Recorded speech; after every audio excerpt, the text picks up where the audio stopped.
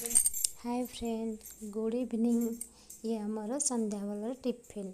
तो आमर थिला बासी रुटी, तो आम वेस्ट न करी करवा।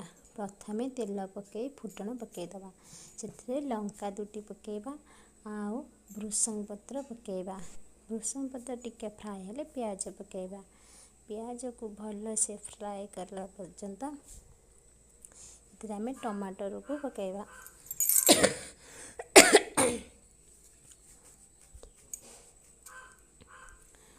टमाटर भल से टिके जरीगला परे आमे से हल्दी लुण देखो मसला सब अच्छे हल्दी लुण चीनी आउ धनिया पाउडर टिके आउ करी पाउडर टिके लंका गुंड टिके से पकईबा।